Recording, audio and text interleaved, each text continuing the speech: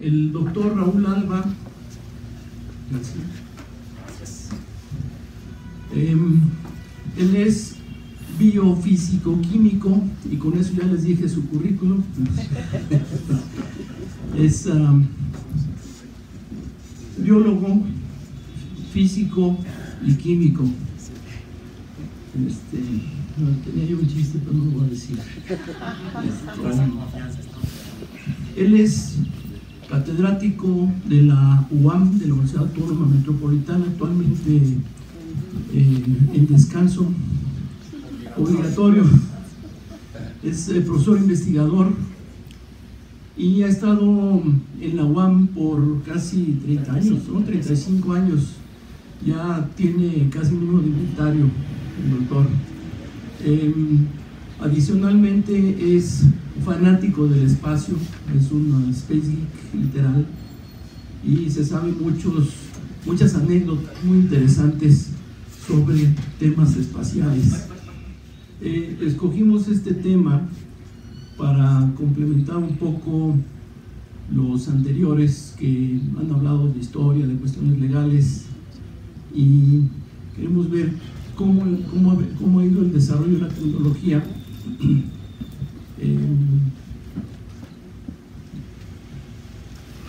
hasta un hito actual que ha permitido al dueño de una empresa privada estacionar su deportivo en una órbita alrededor del Sol, que podría parecer un exceso, pero hablando de temas comerciales, pues es precisamente lo que hacen. Necesitan marketing para poder vender sus productos. Entonces, adelante. Vamos al pasado. Estamos hoy celebrando el Día Internacional. Sí, bueno. Celebrando el Día Internacional de los Vuelos Espaciales Tripulados por convocatoria de la Organización de las Naciones Unidas. Y es al mismo tiempo desde la Unión Soviética y actualmente en Rusia celebran el Día de la Cosmonáutica. Entonces las Naciones Unidas lo llevan más allá, junto con la Federación Aeronáutica Internacional, a celebrar el Día Internacional de los Vuelos Espaciales Tripulados, en particular tripulados, y por eso nos centramos en particular en los vuelos tripulados, que comienzan con el vuelo de Yuri Gagarin en el 1961, 12 de abril, y con una tecnología que es curioso.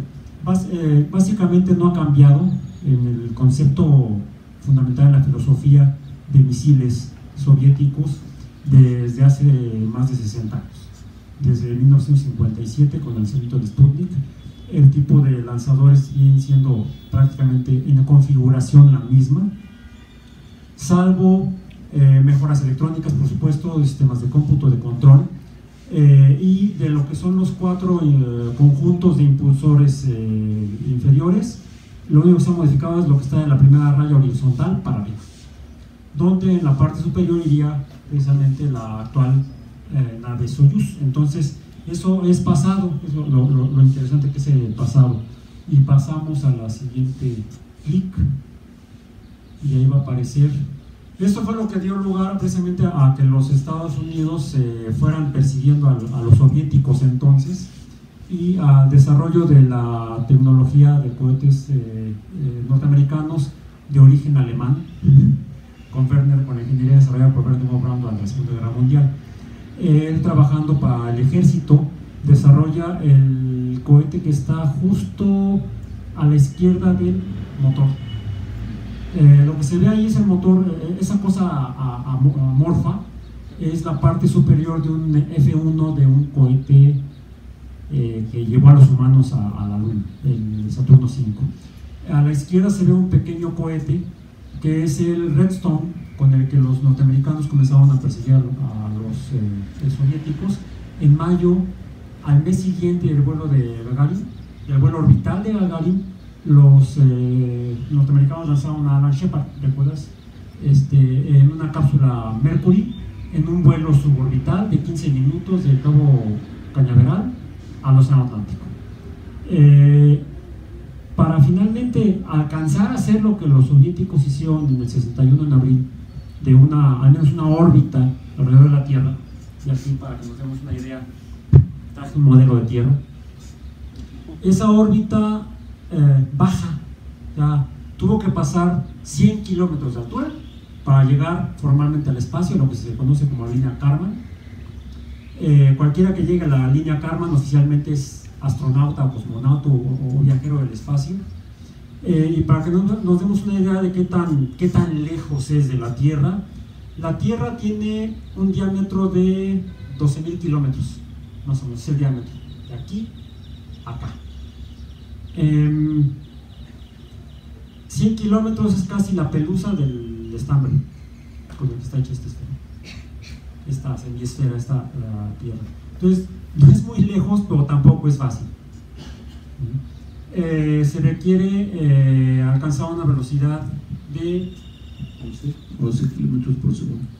Que en kilómetros por hora para los simples mortales, no para los ingenieros, son 22.000 kilómetros por hora para llegar a 100 kilómetros de altura y poder darle la vuelta a la Tierra, que tarda eso aproximadamente 90 minutos, más o menos lo que tarda en la órbita baja una nave espacial darle la vuelta a la Tierra, sea alrededor del ecuador o polar, o sea de polo a polo, o la mayoría de las órbitas son inclinadas, tienen diferentes inclinaciones, pero el tiempo tarda básicamente es el mismo, 90 minutos aproximadamente. Ese fue el vuelo de Gagarin, 90 minutos en el espacio, y los norteamericanos un mes después apenas tuvieron 15 minutos.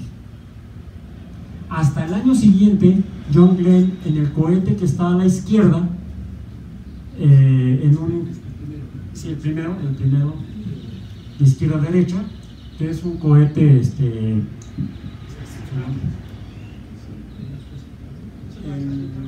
aquí tengo mi acordeón. Fue un Atlas. El cohete Atlas pudo, el vuelo estaba programado para al menos 12 órbitas. Por problemas técnicos lo bajaron a la tercera. Parecía que había una falla que finalmente no existió. Pero desde ese momento la política de los Estados Unidos fue seguridad primero.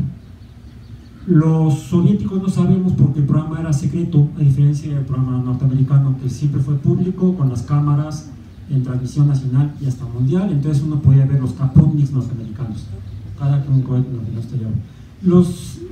De esos siguientes, los Estados Unidos empiezan a alcanzar a los soviéticos, y después del proyecto Mercury lanzan el proyecto Géminis, después de que John Kennedy, cuando los norteamericanos apenas habían estado 15 minutos en el espacio, se aventó a la puntada de decir: vamos a mandar un humano a la luna y a regresarlo vivo antes de que termine la década de 1960. O sea, 1969 era la fecha última, diciembre del 69. Y en ese momento, pues ni los soviéticos ni los americanos sabían que si un humano podía vivir mucho tiempo, más de un día en el espacio. Fue el objetivo del proyecto Mercury y los proyectos iniciales soviéticos, ver si los humanos podían vivir en el espacio, inicialmente, como mencionaba hace rato, en el marco de la Guerra Fría. Antes del proyecto Mercury había un proyecto de la Fuerza Aérea, que era el hombre en el espacio, pero con fines militares. Es por eso que Eisenhower crea la NASA como una agencia civil, que actualmente está medio desplazada en el gobierno actual norteamericano, más al margen.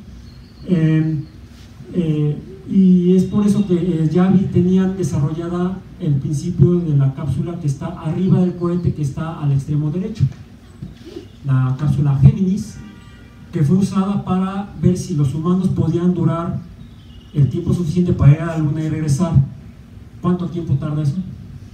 Pues 3 días con tecnología, casi 4 días con tecnología de ida, los 60, y 4 de regreso. Ajá. O sea, una semana, 7, 8 días, una semana. Para esto tendríamos que darnos una idea de qué tan lejos de la Tierra está la Luna. Bueno, esta Tierra tiene 20 centímetros de diámetro aproximadamente.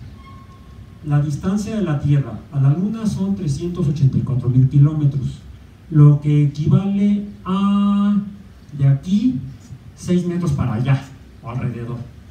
más o menos por donde está ¿El 2, teniente? 4, 6, allá donde está el teniente, usted está en la luna. Yo también a veces. No, allá, para ir a la luna, de aquí a allá, se requieren de 3 a 4 días, y eso desde Julio Verne lo sabemos. Si leyeron la novela y si no leanla, ahí dice, ya sabían a mediados del siglo antepasado que se tardaba con la física newtoniana aproximadamente 3 días y feria para llegar hasta allá. 6 metros de aquí a allá, a esta escala. Pero necesitamos una mayor velocidad, señor ingeniero. ¿Cuál es la velocidad? Pues como 40.000, ¿no? 42.000 kilómetros por hora. El doble, casi, de hecho, preferentemente más, 44, 45.000 kilómetros por hora fueron por lo que alcanzaron las cápsulas, las naves espaciales norteamericanas para llegar a la Luna. En una trayectoria lo más directa posible. Recordemos que la Luna está orbitando alrededor de la Tierra. No lo voy a hacer marchar, señor teniente, pero usted marchara alrededor de la Tierra, y eso ya lo plantea Julio Verne en la novela. Tenemos que apuntar el cañón de Julio Verne o el cohete espacial del siglo XX, no a donde está la Luna ahorita, sino a donde va a estar dentro de 3 días o 4. Entonces se lanza la nave para allá, para que cuando llegue allá ya esté la Luna y pueda entonces de alguna manera interactuar con ella. Así es, para el proyecto Mercury, en México se instaló una antena para, como parte del sistema de comunicación con con el control en Estados Unidos, en Guaymas, Sonora.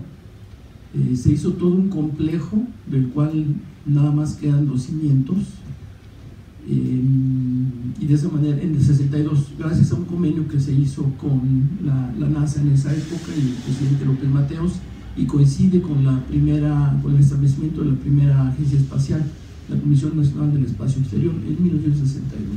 Así es. Finalmente el proyecto Géminis, después del proyecto Mercury, que demostró que los humanos sí podían durar más de un día en el espacio, el proyecto Géminis buscó desarrollar tanto la tecnología como las técnicas, como estudiar la capacidad humana para poder hacer el viaje espacial.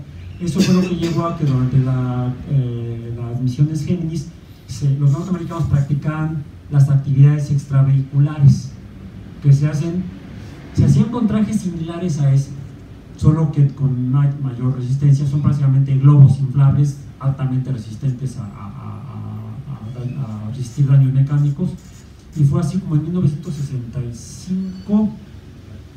¿Cuándo fue el vuelo de Leonov? Creo que fue un año después, 2 años después. Puede haber sido 64, más o menos 64. Los soviéticos también, sin anunciarlo, estaban también persiguiendo llegar a la Luna. Y pues solamente hay una manera. No es con cañones como en tiempo de Julio Verne se pensaba, sino con 65, el 18 65. de marzo del 65. Sí.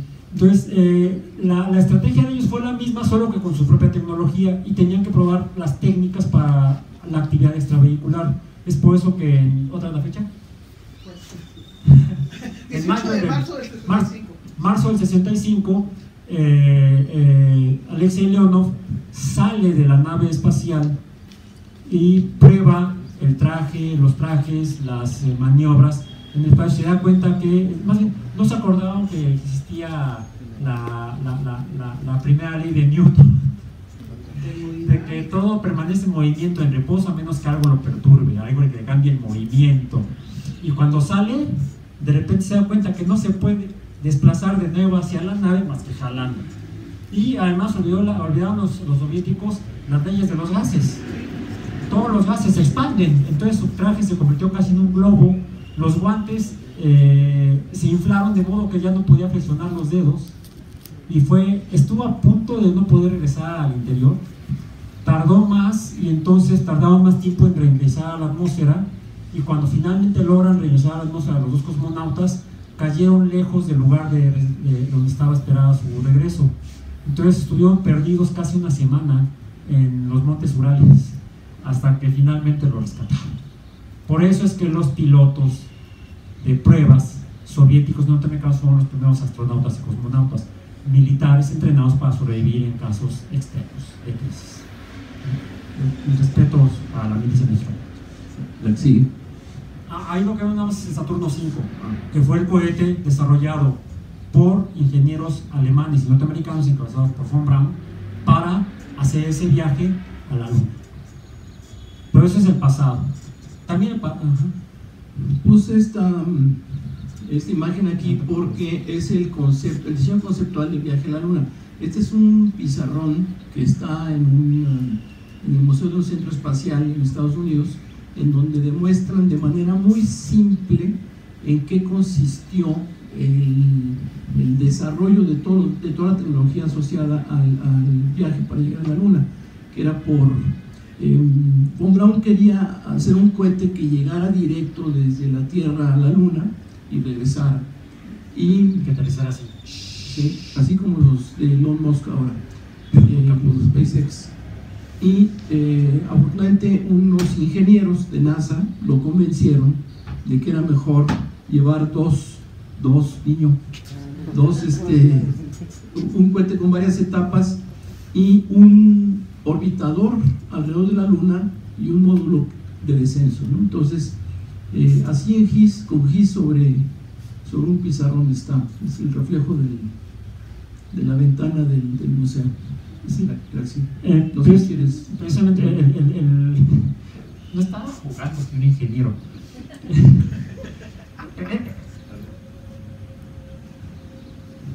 Hacer que se detenga vertical es muy difícil. Imaginen que además está en movimiento. Los cohetes son altamente inestables. Es el principal problema que se tiene. Y von Braun pensaba que podía hacerlo. Nunca pudo. El problema no es la ingeniería de cohetes, sino la ingeniería de control, inteligencia cibernética. Entonces estaba adelantado a su tiempo el concepto.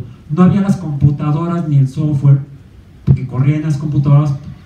Los giroscopios ya existían, de hecho los usó desde las B2, pero no existían los sistemas de retroalimentación de la información que reciben los sensores, los aceleradores, los sensores de movimiento, para pasarlo a los giroscopios para estabilizar el objeto. Eso tardamos 50 años, hasta la primera década del siglo XXI, del cual hablaremos porque es presente y futuro. Entonces, estamos todavía en el pasado. Seguido me preguntan si es cierto que el ser humano llegó a la Luna. Todavía hay una tendencia fuerte de pensar que fue todo un montaje de Hollywood cinematográfico, pero pasan dos cosas. El dinero que se gastó el gobierno de Estados Unidos para llegar a la Luna hubiera producido películas durante un siglo o más, ¿no? Entonces sí se gastaron dinero y sí llegaron a la Luna y se llevaron su carrito inclusive, y llegaron a la Luna en un vehículo que ahí se ve del lado derecho arriba. Ese es el módulo de comando, que tiene una abertura ahí a un lado, ya que lo retacaron de experimentos científicos porque cortaron 3 misiones, iban a ser 20 y llegaron a 17. Entonces las últimas 3 misiones Apolo a la Luna iban retacados de experimentos científicos que ya no iban a poder hacer en los últimos viajes cancelados. Y llegaron con esa cosa que parece una araña abajo, en 2 etapas, ¿no? La etapa superior se desprende y regresa a los astronautas al módulo de comando. Esta tecnología estaba basada en tecnología de los años 50. Y muchas cosas sí se desarrollaron precisamente para poder hacerlos llegar allá, pero no querían probar cosas nuevas que pudieran fallar en el camino. La seguridad era lo más importante, tenían que traer a los astronautas de regreso vivos. Entonces utilizaron toda la tecnología que ya estaba aprobada. Por ejemplo, las memorias de las computadoras de a bordo eran de ferrita, no eran de circuitos, no eran de silicio, eran de imanes, vamos a llamarlo así. En fin, sí. Tuve el gusto de estar en Cabo Kennedy cuando la misión Apolo 15, también por eso es el 15. Sí, como mencionó Mario, se cancelaron 3 misiones y eso fue desde 1972, cuando se hizo oficial la cancelación. Ya en 1969, cuando el 20 de julio de 1969 llegó Apolo 11 con la tripulación de Michael Collins como piloto del módulo de mando, Buzz Aldrin como el piloto del módulo lunar que nunca lo piloteó, y Neil Armstrong como comandante y piloteador del módulo de descenso lunar, de excursión lunar. En el 69 ya el presidente no era demócrata sino republicano, Richard Nixon, que había perdido las elecciones contra Kennedy en 1960, y quién sabe por qué habrá cancelado el proyecto Apolo. Chismes. El caso es que después de que llegan a la luna, ponen la placa con la firma de Nixon en la luna, él empieza a gestionar la cancelación del proyecto Apolo. Es entonces cuando se cancela primero una misión y luego otras 2, dejando solamente 17 misiones, por lo cual el único científico que iba a caminar en la luna estaba programado era un geólogo todavía vivo, Jack Smith, que estaba programado para Apolo 18. Fue movido de la tripulación de Apolo 18 a Apolo 17 para poder tener finalmente un geólogo en la luna, a pesar de que los astronautas norteamericanos, todos eran graduados universitarios, todos tenían por lo menos una licenciatura, algunos tenían posgrado. De hecho, Buzz Aldrin tenía un doctorado en el MIT en mecánica celeste. Quién sabe por qué lo han mandado, sabía lo que hacía, al menos teóricamente. Todos fueron entrenados por geólogos, por investigadores en geología, para poder saber explorar la luna con la visión de un geólogo, aunque tuvieran un entrenamiento de fin de semana. Fueron varios fines de semana, incluso en México, ¿no? ¿Dónde se va? Otro hito de México en el espacio es que la mayoría de los astronautas de la época de Apolo, fueron 35, 36, entrenaron en México, en la reserva del Pinacate, en Sonora, en el desierto de Sonora. Es un lugar espectacular donde hay cráteres, unos son volcánicos, otros son freatomagmáticos, palabra dominguera, apréndensela, que tienen su origen de encontrar la lava cuando va subiendo, encuentra un manto freático, agua, la convierte en vapor y eso es una bomba que estalla y hacen unos cráteres de casi 2 kilómetros de diámetro. Entonces ellos fueron a entrenar ahí por su parecido con la luna. De hecho, la misión Apolo 14 hizo una estancia análoga, estuvieron toda una semana haciendo recorridos y recogiendo piedras, etcétera, como si estuvieran en la luna. Y ya estaba asignada la tripulación del Apolo 14, tanto los titulares como los suplentes, y esos estuvieron ahí en Pinacate. Así es. Precisamente esa es una importante aportación, no solamente por la geología mexicana, sino también por la colaboración que había entonces con la Comisión Nacional del Espacio Exterior. O sea, había un ente que permitía incluso la participación de investigadores de la UNAM, al menos temporalmente, en esos proyectos de estudios geológicos en México. Entonces que se recortan las 3 misiones, finalmente Jack Smith va en Apolo 17 en diciembre del 72 y en 1972 se le presenta ya a Richard Nixon la maqueta del transbordador espacial. Este es mi transbordador espacial muy especial.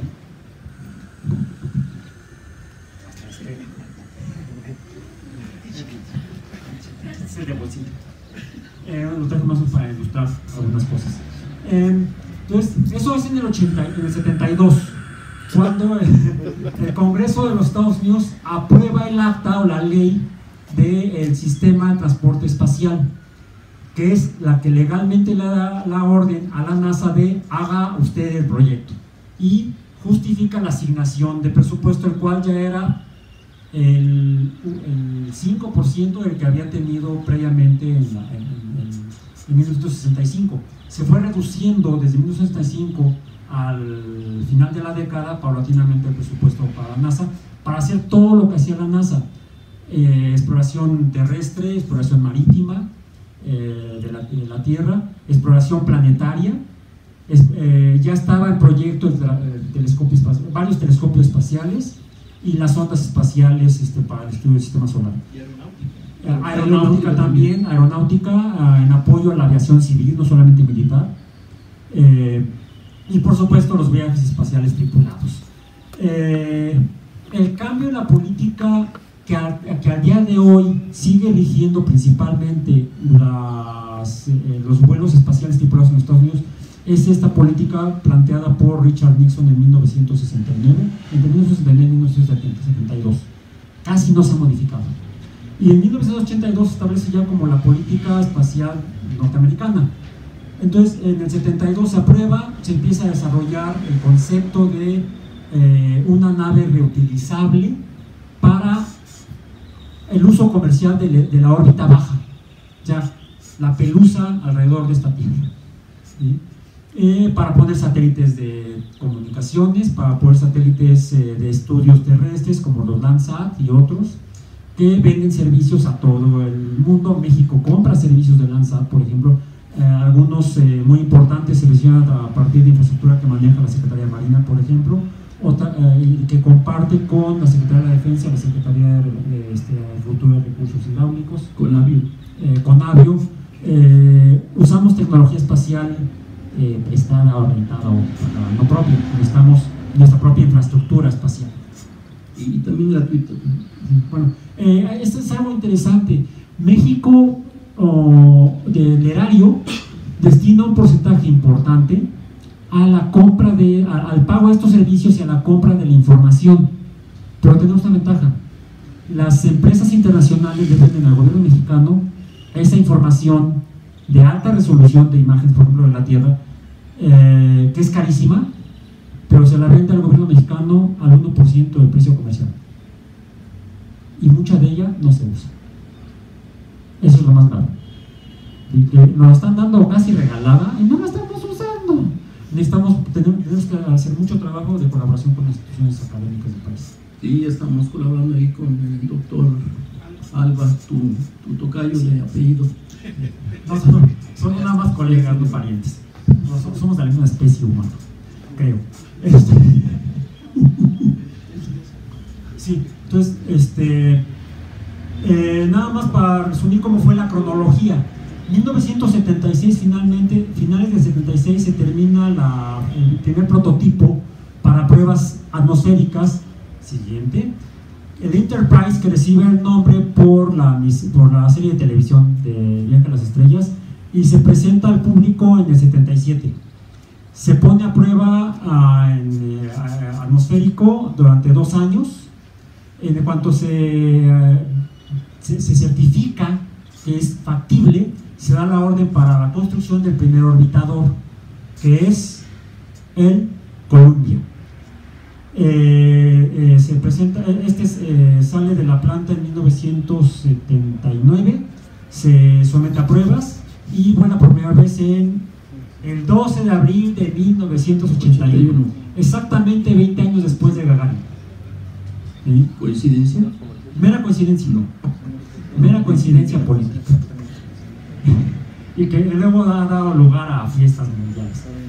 2 años después, sale de la planta el Challenger y su primer vuelo de pruebas en el 83, dos años después, porque se hicieron primero 4 vuelos de prueba del Columbia para certificar el sistema como utilizable, y es entonces cuando el Challenger, que ya había salido de la planta, es también certificado y tiene su primera misión en el 83.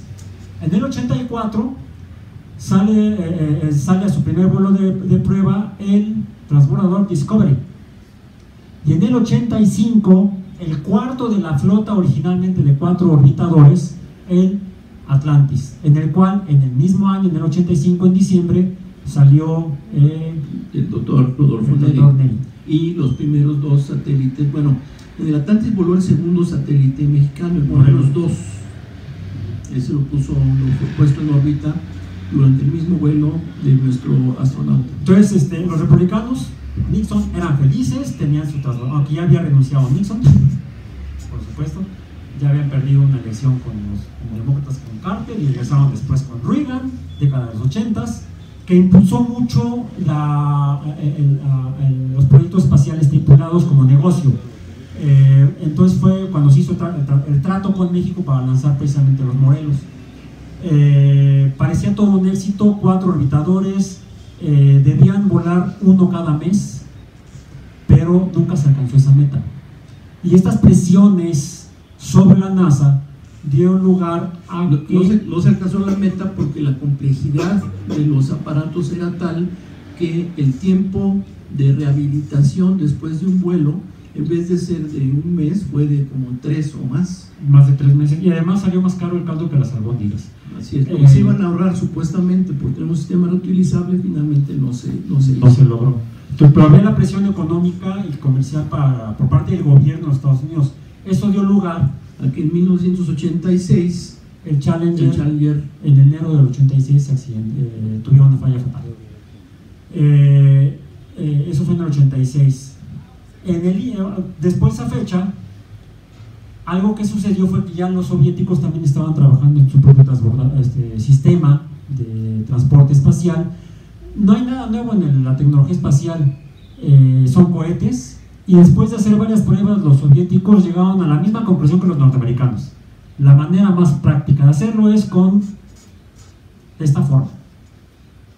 Tenía algunas variantes en cuanto a características, especificaciones técnicas, pero era básicamente la forma misma, además de que la que tenía yo en mi preparación era la que ya no había una imagen de Buran, pero es casi lo mismo, ¿sí? Se llamó Buran. Lo vimos en la primera plática. Sí, entonces eso ya lo sabemos, pasamos a la que sigue.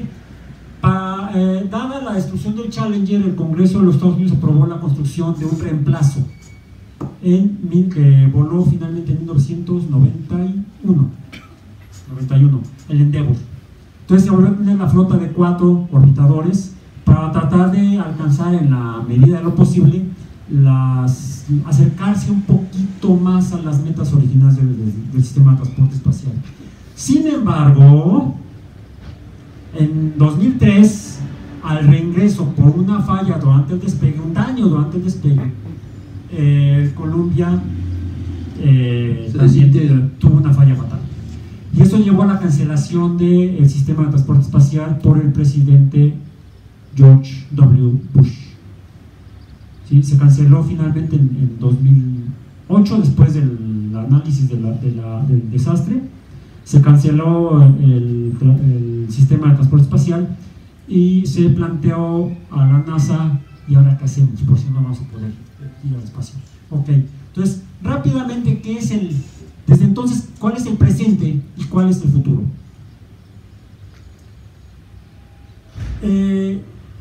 Bush, con este impulso de los republicanos, planteó regresar a la Luna a través del programa Constellation, o sea, ir allá, que no se iba desde 1972, y planteó un sistema de 2 sistemas de cohetes, un cohete para lanzamientos tripulados y otro para lanzamientos de carga, que eran el Ares 1 y el Ares 4.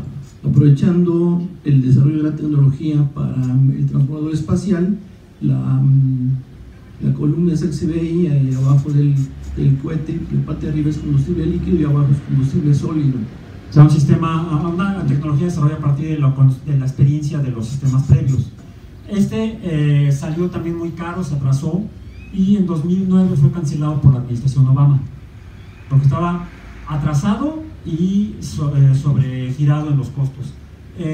Sin embargo, la cápsula que se diseñó, que fue la Orión, esa permaneció. Sí, fue lo único que permaneció. Se canceló en 2010 finalmente. Y fue Obama quien planteó a la NASA plantear, que investigara qué podemos hacer. Y de ahí se desarrolló, aprovechando ya que estaba avanzada la cápsula Orión, el planteamiento de... Siguiente.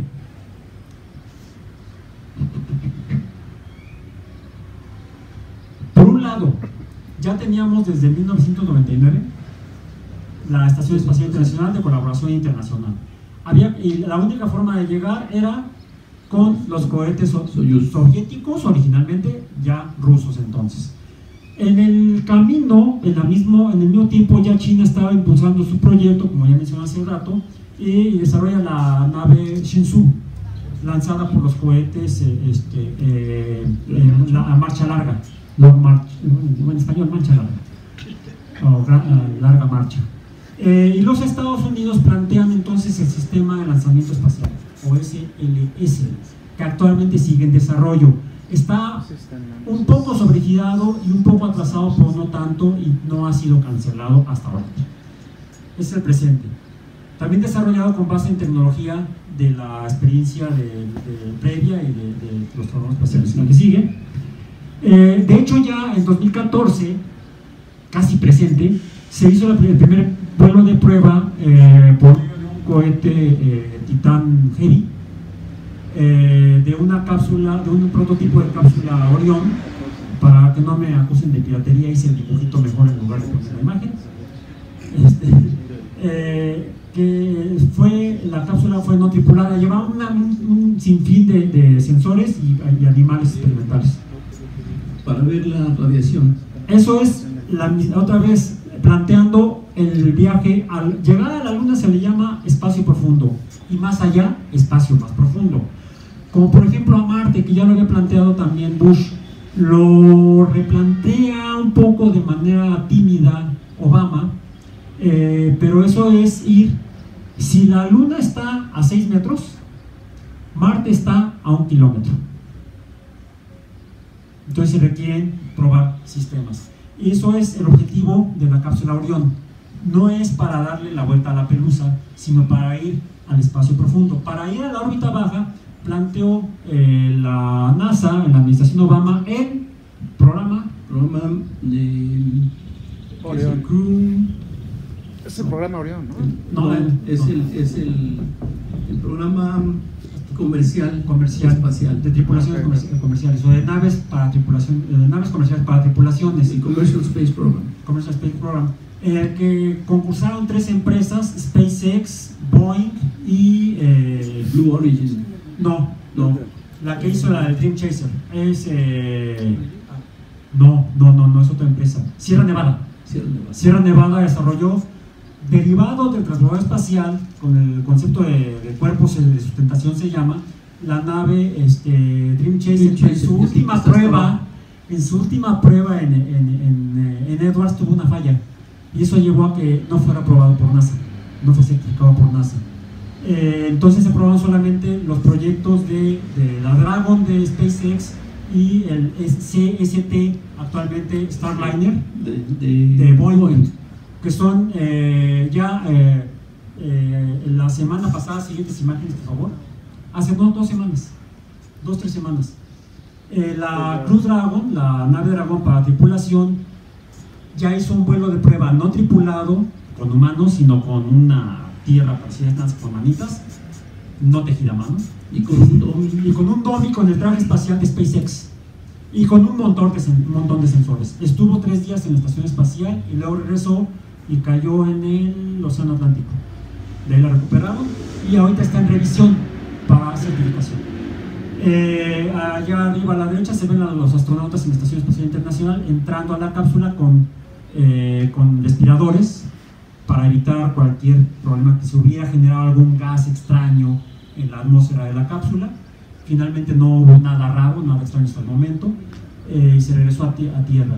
Y ahorita, presente, el Starliner está en pruebas en California, en la planta de California, para próximamente ser enviada, tal vez a finales de este año o principios del próximo año, para un vuelo de prueba similar al que ya hizo la nave Crew Dragon. Siguiente imagen, ya para terminar en esto. Entonces se abre, desde la administración Nixon, el gobierno de Estados Unidos abrió la puerta a las empresas, no solamente norteamericanas, sino a quien quiera cooperar. De hecho, Elon Musk, dueño de SpaceX, no es norteamericano, es sudafricano. La empresa es norteamericana, está en California, bla, bla, bla, bla.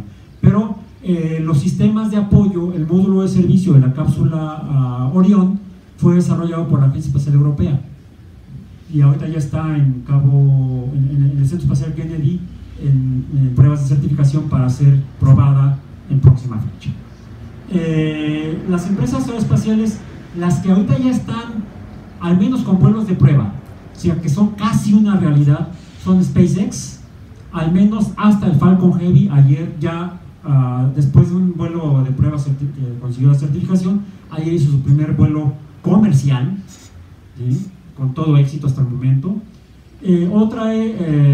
Aquí es donde entran es precisamente el conocimiento de las empresas de tecnología de cómputo. Elon Musk fue fundador de PayPal, o sea, viene de la industria de la informática y contrató no solamente ingenieros aeroespaciales para SpaceX, sino muchos ingenieros en cómputo y en software para hacer lo que Von Braun no pudo. Y tiene 2 licenciaturas en física y en ingeniería. Ajá. Entonces se requiere un pensamiento transdisciplinario. Ya ni siquiera la interdisciplina funciona en el espacio, es transdisciplina. Se tienen que fusionar. Hemos regresado al Renacimiento, pero con conocimiento del siglo XXI. Otro inversionista e ingeniero del área de la cibernética, de la inteligencia artificial. Jeff Bezos, fundador de Amazon. Empezó vendiendo libros en el garaje de su casa. Y ya está en pruebas ahorita, ha estado en los últimos meses haciendo pruebas con su lanzador Shepard, con la cápsula que tiene esos ventanales, pero su objetivo es el turismo espacial para poder hacer vuelos suborbitales. Su base está en Texas. Y en en Arizona, quienes trabajan en Arizona y California, de hecho en la base Edwards, en California, ese sí no viene de la industria tecnológica de cómputo, sino viene de la industria del rock. ¿Quién es el dueño de Virgin Galactic? Richard Branson, también dueño de los teléfonos Virgin de México. Sir Richard Branson, que él empezó patrocinando y representando bandas de rock en los 60. Entonces también hay diferentes maneras de llegar a la industria espacial. No es un solo camino, hay más de una forma de matar chinches. Eso es presente. Después de algunos accidentes, todos han tenido accidentes. El detalle es que no se rinden. Hay que seguir adelante. Rocket business is risky business. Rocket science is risky business. Es un negocio muy riesgoso.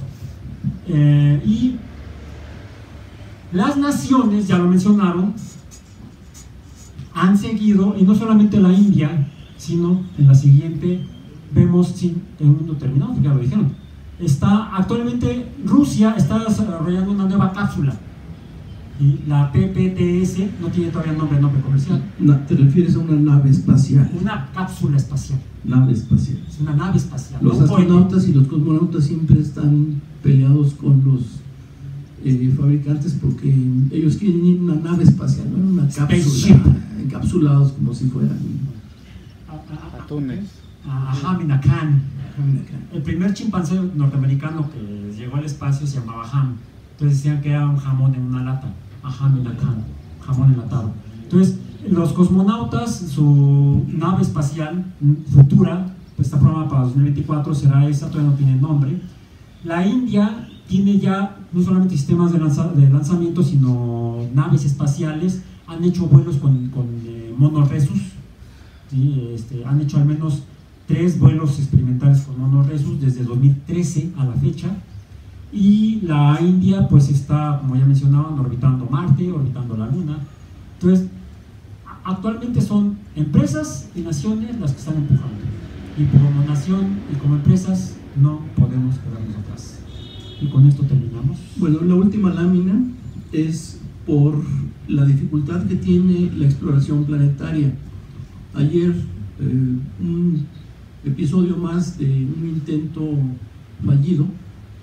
En este caso fue por parte de Israel, y es que el dominar la entrada o el reingreso a cualquier planeta, cualquier cuerpo, tiene sus riesgos y sus dificultades. En el caso de Marte, Marte tiene una atmósfera muy ligera, es el equivalente al 1% de la atmósfera terrestre, pero tiene atmósfera, entonces ahí sí se pueden utilizar técnicas de frenado aerodinámico y después paracaídas. Pero en la Luna no tiene atmósfera, tiene una exósfera, pero eso no cuenta para bajar un objeto. Entonces sí, tiene que ser compuestas. Entonces es un nivel de dificultad adicional. Entonces es muy complicado. En el caso de Marte se han perdido el 60% de las misiones que han llegado, que se han mandado a Marte, se han perdido por una razón u otra. Y en la Luna no, curiosamente son pocas las que se han perdido. Se han perdido pocas. Hay 3 países que formalmente han llegado a la Luna, a la superficie lunar, de manera suave, porque la primera vez que llegaron los soviéticos fue como aventando un piedrazo, la idea era llegar, pero finalmente llegaron con descensos suaves, lo que se llama técnicamente. Los soviéticos, los norteamericanos, curioso, los rusos no, los soviéticos sí, pero los rusos no. Los norteamericanos y los chinos 2 veces, incluso por primera vez, ¿fue este año? Sí, este año, al lado oculto de la Luna. No confundir con el álbum de Pink Floyd. Sí.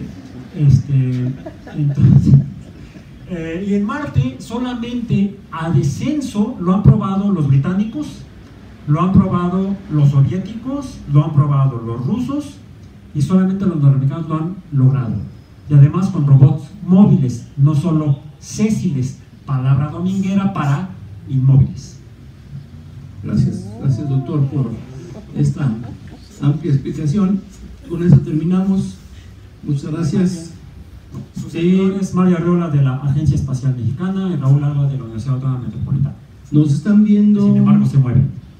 Nos están viendo en el Colegio Educativo Entorno en Aguascalientes. Les mandamos un saludo. Dicen que el audio no es muy claro.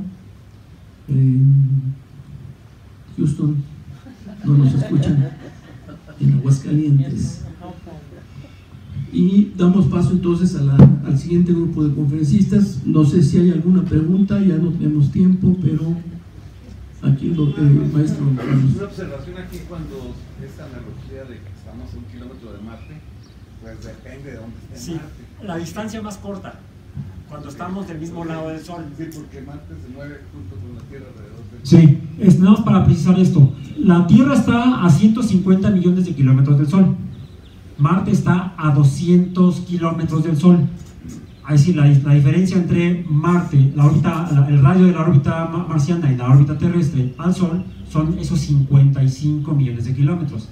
Pero cuando Marte está del otro lado, son 150 más 150 más 50, serían 350 millones de kilómetros cuando estamos en oposición al Sol. Entonces, como todo se mueve. Todo se mueve, así es. Pues muchas gracias, doctor Alba, por esta no